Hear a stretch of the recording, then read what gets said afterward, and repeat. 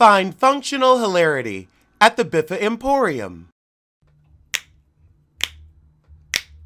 Girl, it's what I heard. Allegedly, it's just the word. Allegedly, it's on the street. Allegedly, I sing to the beat. Allegedly, lee, lee, lee. Allegedly, lee, lee, lee. Allegedly, lee, lee, lee.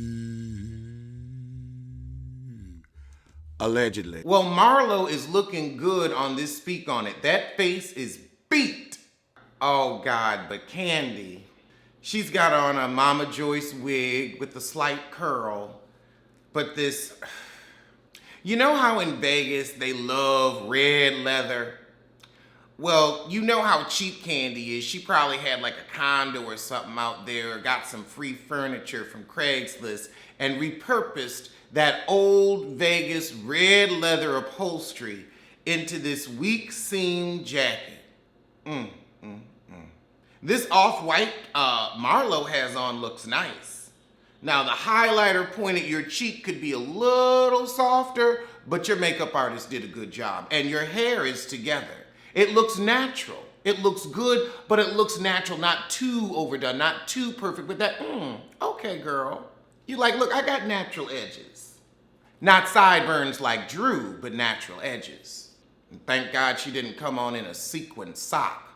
Oh, Marlo's like, last time we did this, it was candy-coated nights with that Grant guy that neither Marlo nor Nene were dating. The one who looked truly dusty. I mean, Walter looked dusty, but he took the cake. Oh, Marlo dated Kandi's godbrother, so they had known each other. So that's why Kandi was reading Marlo at that reunion like, you a bartender, because she really did know. They should have told that on the show. We shouldn't be finding that out years later. That was a plot line. Y'all missed out on that. And Kandi, your family come on TV in a hot second, so I ain't gonna hear, oh, privacy. You showed your cervix for a quarter. So when Nene got Marlo off the show, Kandi stepped in and said, I'm gonna try to get you a coin, and herself one as well. Oh, this was the fashion queen show that some other people were supposed to be on, but it never came to fruition. Y'all should have put it on YouTube. It would have taken off. But that's back when people underestimated the power of the tube. Oh, wow, it went on and got picked up at Wii, but it fell through. Even if it had gotten on the air, it still would have been a fall through, so you ain't lose nothing but a headache. I don't know if I would want to work with Wii. So Marlo's like, look, whatever will be, will be.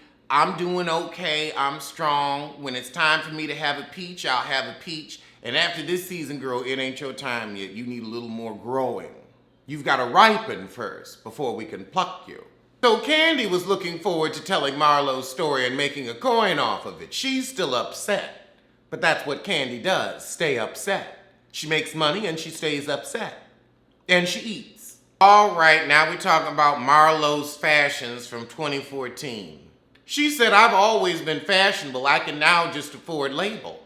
So now Marlo telling us about her version of bag, borrow, steal. So you can rent all the pieces she's worn over the years on this show. So you gotta be her size. $300 for a one-day rental. Ooh, she's gooping the girls. She said she's adding some smaller sizes like 6s and 7s, but it still seems a small range. So we had a really cute segment on Monty Marlo. But those kids are so happy, you know she has stepped up. Good for her. But let's get to the bad for her, which was the stunt she pulled at the end of the second part of the reunion. Just because you a good Monty don't mean I can't hold your feet to the fire. I guess that's why you've been looking like crap for the past 2 years, because you've been spending all your money on them kids. Well, that's good. You know what? That is an excuse. I'ma let it pass. I'ma let it pass. Now that I have all the information, I'ma let it pass. You still could look better, but I'ma let it pass. Marlo said the season got amazing after the dungeon party, so it was shit for the first 10 episodes. Okay, I'm glad you agree too. So apparently after the Bolo situation, Marlo texted Portia and was like, girl, what's going on? We need to talk. And Portia said, oh, I don't feel like leaving my room. I'll talk to you when we get back to Atlanta. And Marlo wanted the tea. Child, Portia was still busy lying in afterglow. Oh, Portia said, well, I hadn't even talked to my best friend. And Marlo said, well, you usually talk to me and Shamia your best friend when it's convenient. And that is true. Oh, she gonna say Shamia's fashions ain't always up to par. You know she was looking like the girl from Coming to America who was, and it was a little bit of that, but you know, it's a look.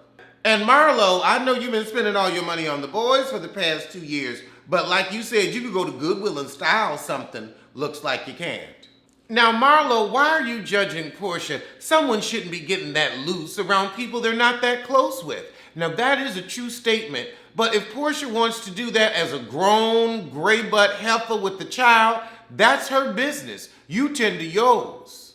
And if you need to tell her that, pull her to the side. Don't make it a plot line. So Marlo thinks that Portia should have been more angry with Kenya for her lying on her at the table, which is why Marlo believes it's the truth.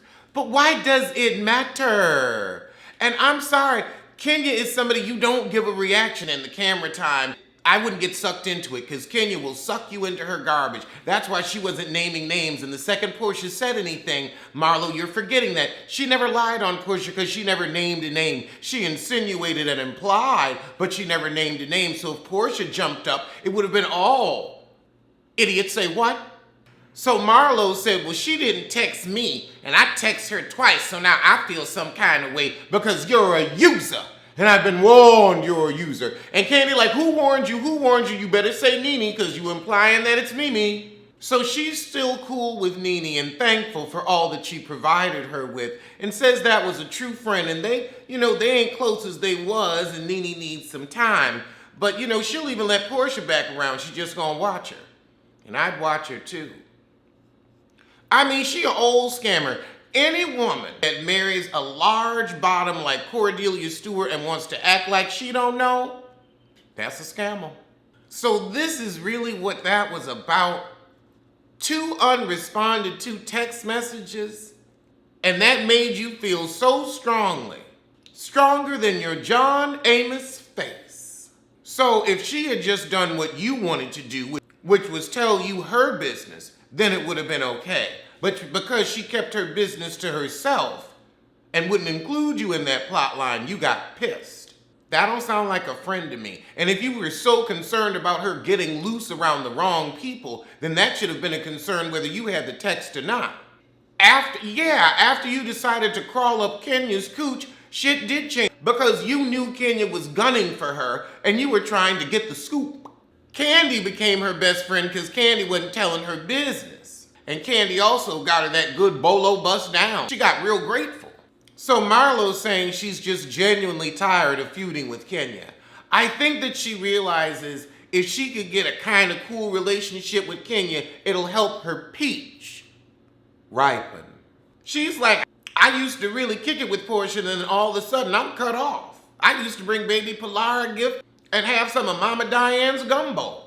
So now we get into her and Kenya and how they mended fences from Marlo being so upset with her room even though she's a friend of the show and should be happy she can even go. Somebody asked if Marlo would have prepared her relationship with Kenya if Nene was still around. I think so because Marlo knows it would be good for the show. So Marlo feels that Shamia is only not friends with her because of Portia. Kandi said, well, Shamia can talk to Kenya and Portia don't like Kenya and she can talk to me and, me and Portia have issues. And Marlo said, yeah, but I'm not as high up as y'all. I'm a disposable friend of the show. Kandi says, well, I asked Shamia and it's because you said that she slept with all of Africa.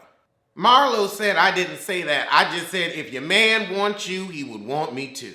Okay, so there are some type of text message receipts that are being skipped over, but Marlo's saying basically she doesn't know what Shamia's issue was with her, and then Shamia made it seem like Marlo wanted to sleep with her husband. Marlo took it back to growing up in foster care, and that's like you making me try to feel disgusting, and my father already tried to hurt me. No, it was saying I know him better and you ain't his type, and he done probably laughed at you, but Marlo says, I don't do well with rejection, not when you're supposed to love me. How is Shamia supposed to love you? That's a heifer off the street. So her and Shamia haven't talked since the season. She said this is all stemming from the little "it wasn't me" meme she started on Instagram. Marlo said, I've always had money, Portia. You got it when you're married, lost it, now you're building your wealth again, but they call me Money Low, because you dip it low to get your money. Well, I guess we gotta wait for part deal, but I'll see you soon for binder time stories. But that didn't shed light on much. I don't remember you and Shamia being that cool. Alleged what? Alleged who? Allegedly. Don't blame, don't sue. Allegedly. Allegedly.